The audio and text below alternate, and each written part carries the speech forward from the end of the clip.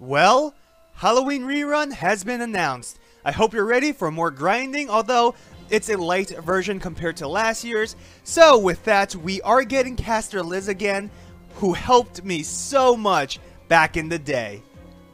So if you missed the events last year, have no fear. You can still have the opportunity to make an all Liz team. At least that's one of my FGO goals. Here are her stats. Her attack is more towards the middle out of the 4-star casters, higher than Irie's but lower than Helena's. For HP, it's the same as Caster Marie's. She has an insanely high NP gaining stat, but it will suffer a bit due to her low hits from attacks. Caster Liz has a triple arch stack with a buster NP, and like I said before, she has relatively low hit counts, but thanks to her having 3 arts attack, you can charge her NP effectively with arts chains. Moving on to her active skills, it's all great. She can generate stars for your team thanks to her first and third skill. On top of that, those 2 skills will help Liz with survivability. Use her first skill as soon as she takes damage. There's really no reason to save it since it has a relatively low cooldown when maxed out.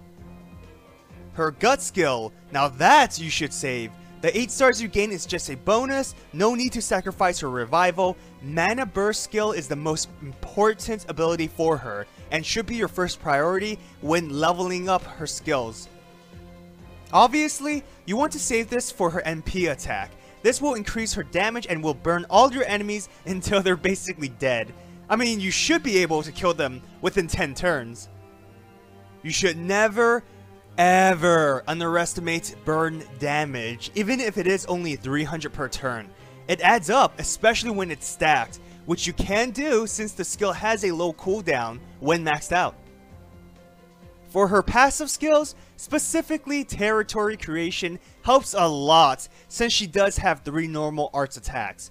Her Noble Phantasm is an AoE that deals damage while inflicting curse damage, which will increase depending on her overcharge stage. If you use her Mana Burst skill, the burn will stack, meaning for the next 3 turns, every enemy will take a minimum of 800 damage. If you can chain her NP and skill together often, enemies will always lose significant amount of health every single turn. It's kind of a fun way to use this servant. Of course, her AoE damage will be great for clearing waves of assassins.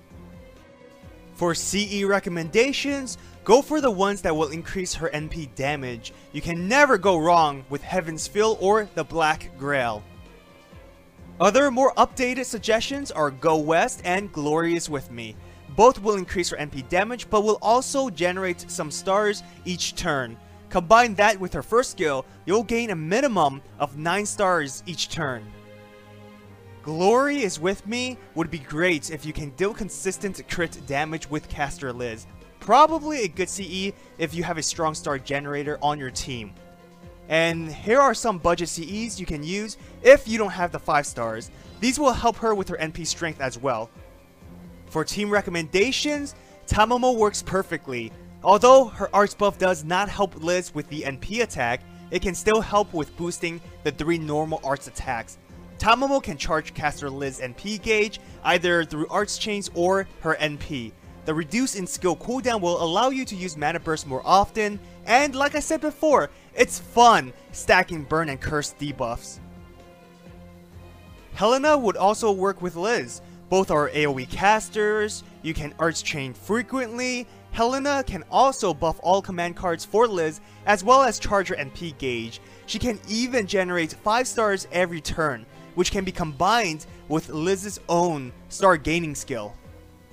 Lastly, Anderson is another good suggestion for similar reasons. He can perform frequent arts chains, buff her attack, defense, constantly heal her. Anderson also has his very own star gaining skill. My final thoughts? Halloween Liz is an offensive caster who can generate some stars thanks to her skills, while having good survivability. She has a strong cooldown period because of her burn and curse debuffs along with her star gains. Not to mention, her first and second skills have low cooldowns. Her main role is to use her NP attack as much as you can. Since she's a welfare servant, you'll most likely have her at NP 5 unless you slack off, of course. Some weaknesses to consider: Liz isn't the strongest with normal attacks, not to mention her low damage modifier will affect her even more. Another thing is, outside of her skills, she can't really generate a lot of stars for your team. So, if you want to focus on crit damage, you'll definitely need a strong star generator. Overall, Caster Liz is a good servant and will help you if you need a reliable AoE caster to clear waves of assassins. Well, I hope you enjoyed this video. Special thanks to my patrons Darkcry, Junior League, Merlanda, Rikune, Rosie, Ryaz, Pantheon, and NathanDarc. You're all awesome. And if you want to support my channel, check out my Patreon. So, how many of you missed the first Halloween event? For those who started since the beginning, what was your reaction towards receiving our first official welfare servant? I was freaking happy because I didn't have a lot of gold servants back in the day.